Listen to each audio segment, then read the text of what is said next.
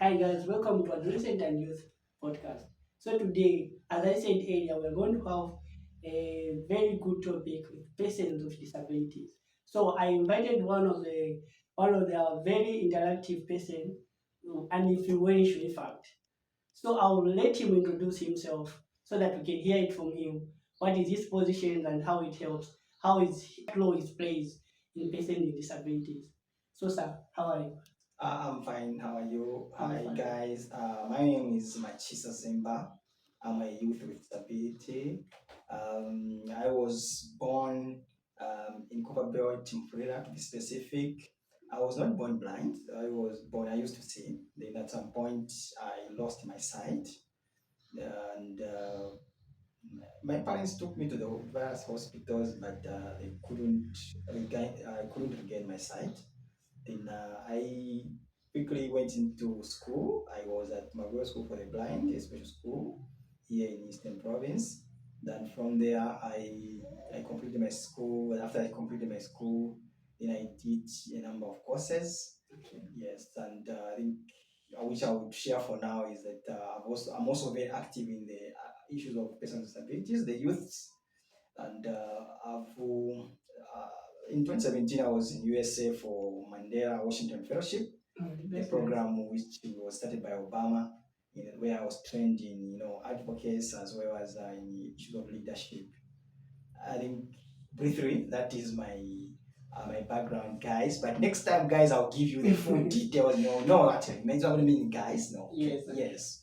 So, guys, as I said already, he's a very influential person and very active. As you can see, he's a youth, as he said already. So, Mr. Mashisi, so I usually have that challenge of pronouncing your name. Okay, actually, it's Machisa. Machisa. Yes, Not Machisa. Machisi. You Not see, Machisa, yeah, Machisa. But of course, the member they will say Machisa. You know, The Tongas will say Manchis. But I like the French. They say Aluminate. oh, that Yeah. I will even fail to explain it. Okay. That eliminate, you see, that one I will even say fail to explain it. So, Mr. Yes, yes. Machis, anyway, please forgive me on that. No, no problem. So, I would love to just share a brief experience, your personal experience of being a person of disability. Yeah, so I think as a person with disability, it's not easy, like especially here in our country, Zambia, in the community where I live, here in Eastern Province, because there are a lot of challenges that I face on a daily basis. And some of these challenges are, discrimination from, members of the public. Okay. It's one of the issues that are affecting us with disabilities. Issues of, stigma. People when they just see you because you are a person, a visually impaired person, you're a blind person, they think that you can't do anything. Yeah, yeah, yeah. You go into a shop, people think you are going there to beg because there are some people who beg who are Yeah, visually yes. impaired, but not all of us who beg. I remember I was embarrassed one time, I had taken somebody, out. And then they said, "Msangeni from shop, what's so you still must allow." Then that person, okay, she felt bad, Yeah, but anyway, that's a part of life. Another challenge is also if you look at our cities here, our districts, to navigate is not easy for a person with disability. Always you need to be guided by someone because these infrastructures here in Zambia are not disability friendly to us persons with disabilities. Either you are visually impaired or physical disability. This infrastructure, they are not disability friendly as compared to our colleagues in the developed countries where you find that a person who's visually impaired he just moves along because of the infrastructure is developed. I think then above all the attitude of the people, the attitudinal barrier, the people they have negative attitude towards persons with disabilities, and this has also hindered other youth with disabilities or adolescents with disabilities or children with disabilities or parents to review that they have a child with disability. Yeah, that one really keeps me like because most of our street we don't see a lot of young people with disabilities. I think that one really clears that because a lot of parents are just guiding their children in their homes. Maybe some of them they don't even go to school. Yes, in fact, just to cut you short, my brother, on the 30th of January this year, we were at Kapata Clinic, Yeah. where we are screening the persons with albinism. Yeah. We are giving them classes. We are conducting an activity there, and there were also youth with disabilities and also other adolescents with disabilities. We are trying to introduce them to the friendly corner at Kapata, and we discovered this young man who is with a person with albinism. This person has been hidden in the house for 35 years. You see, right? 35 And the years. parents are the ones who have been guiding. The parents are the ones who were hiding this person for the sake of because we didn't get permission, we will not reveal the name. Okay. But the person who brought to the clinic this person were neighbors, and the parents are now late. All right. This youth we're talking about, he's 35, he's not educated. Okay. And even the young brother, I think the young brother is 20, the other one is 18. There are three of them. They have never been to school because they were hidden in the house. They are both albinos. They are all albinos, yes. There are three of them. They are persons with albinism. They were hidden in the homes. Recently, we're even about to mention the place. One of the residential places in Chipata, yes, in Mayadi, the the person has been hidden for 10 years. 10 years, that's too bad. But I will not mention the name. Yeah, that's something that can also affect mental well-being of the person as well.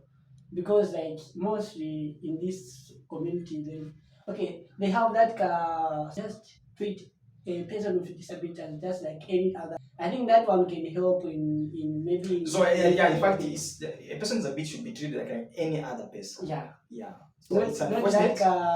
but anyway, this is advocacy. It's unfortunate that even some people from Maguero Road here in Chipata, yes, which is it's a residential area. Okay. There are some people there who hide children with disabilities, the Most, youth with disabilities, and this is unfortunate. It's not only Maguero Road, but I'm just sampled. Maguero Road is a residential area where we have educated people. Now, if people are educated, who are civilized, they can be hiding youth with disabilities and adolescents with disabilities. Then I think as a country we're not going anywhere. Yeah, we are not doing anything. So that's why we want to advocate for persons with disabilities so that they can also be treated as equal. Yeah, this country is a free Zambia. So everyone should also have. My another question, Mr. Machisa, is how prioritized is your special mental health well-being in your personal view? Yeah, so first of all, personally, when I became a visually impaired person, first of all, I had to accept the situation. Okay, yeah. So from there, when I accepted the situation, I think I moved on well. I think any challenge, when you accept it, then you find a solution. Yeah. And also other persons with disabilities that have met, those who are activists and so on, they have accepted the situation. So I think my advice to those people who have just become persons with disabilities recently, maybe it could be after birth, maybe through accidents or other many ways, just to accept the situation, and also their guardians, their relatives, their parents, to accept them as the human beings like any other person. I think that's what I can say. You know what, Mr. Majid, you really impressed me like a lot. You're somehow we first met on Crystal Springs. I don't know if you remember that. Yes, I remember we have been meeting various meetings where meetings. We have been advocating for youths here in Eastern Province, youths. Yeah, issues of adolescents met in different platforms, and it's good that today we are meeting again. We are meeting in the studio, we are meeting now live when we are also and other people who are listening to us. And I would love that after this this broadcast, after people can watch this, they can also write the comments and their views, and also they can. I think next time we can give them a chance where they can ask us questions which we can answer. Yeah. So like as I said, like you really impressed me. I would like to ask I just want to ask, this one is somehow a personal question. No problem. I just want to know, for persons with disabilities, how often, how free are you to access some healthy services? And maybe there's, I can say, my family plannings, I may say maybe Kapana in collecting of any drugs. How's the treatment with you guys?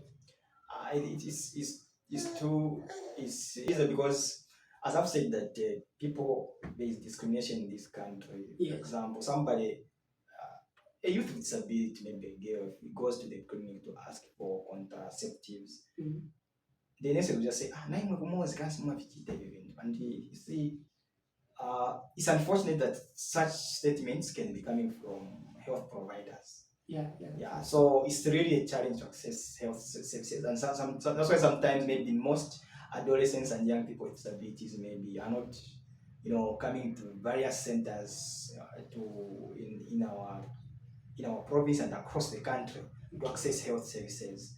Then again, I think issues of language. There are those our colleagues who are deaf. There are no sign language interpreters. Again, if these health practitioners, they don't know sign language, where they will need to have a sign language interpreter to interpret to them. Though they will be a third person, Some things are in health they are confidential. So you find that vaja vapaja ulimuona so vala smart vaja vizi vaipa mangwara vaja vakumwa vaipa mayera vizi so see was kanayaka. So confidentiality, I think that's why this is the area is a challenge where we need to work on as a country. Then another challenge is the physical environment of most of health clinics. For those who are on wheelchair, the physical disabilities, they cannot access on their own. Right. So they have to be pushed in there and there. So sometimes people would feel shy to access some of these services. The young people, especially and the adolescents, they say, maybe they will laugh at me, maybe they will think that I was in Vela, I'm promiscuous, and so on. I think, in brief, these are some of the challenges that young people with disabilities are facing. Yeah. So, what do you feel like you can do as individual young people to help others? What do you think we can put in place to help? So first of all, what we are doing, this discussion already is one intervention. Right. We need to talk to our people, our young people, and those with disabilities. Okay. And personally, and also with others, with the organizations that I lead, and also the organizations that I lead, and the networks, because I lead a number of networks around disabilities, and also organizations where I belong to with youth disabilities. What we are doing is we are doing advocacy, we are giving information, awareness on radio stations, awareness on social media like we are doing right now. We are also been collaborating with other organizations like Cheshire Homes, many organizations, a number of organizations where we are bringing these youth disabilities so that they can also access the services.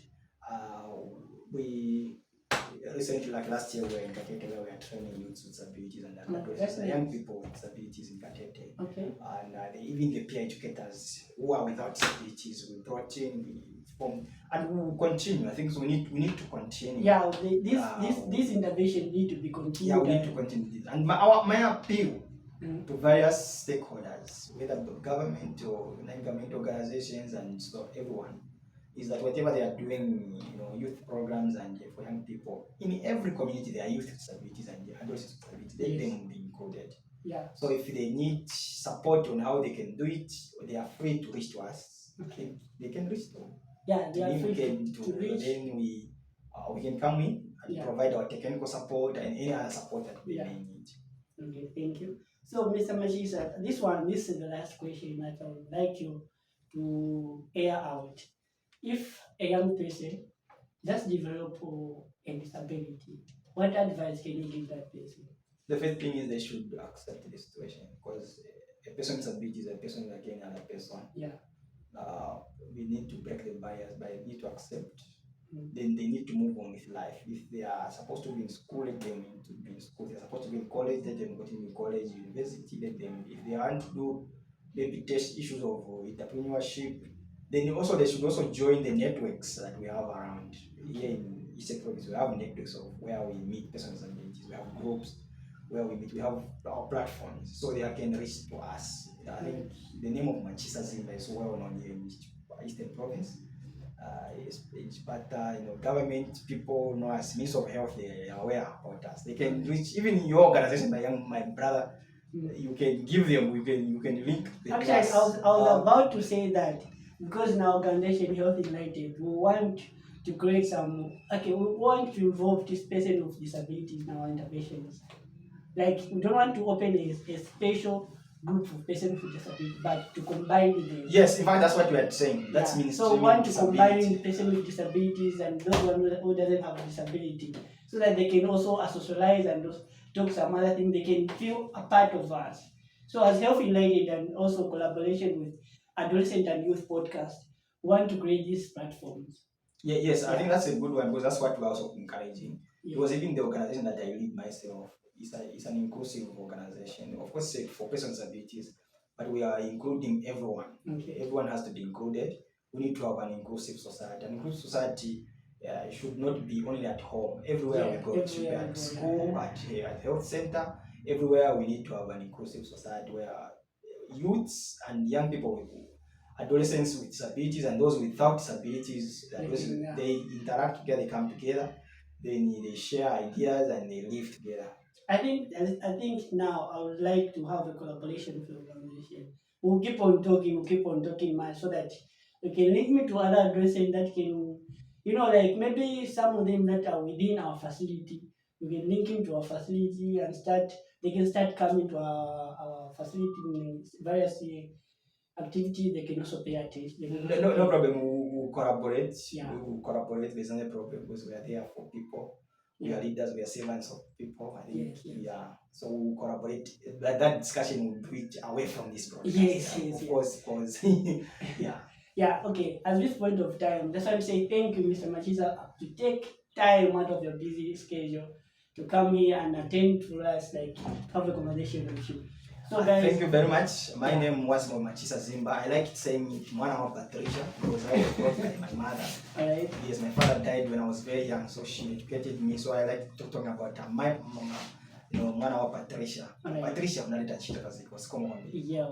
So guys, as he said, Mwana wa Patricia, aka aka Yes. Mr. Machisa. Yeah. So guys, I just want to say thank you for watching us. Follow our Facebook page, follow our YouTube page, and also our TikTok page.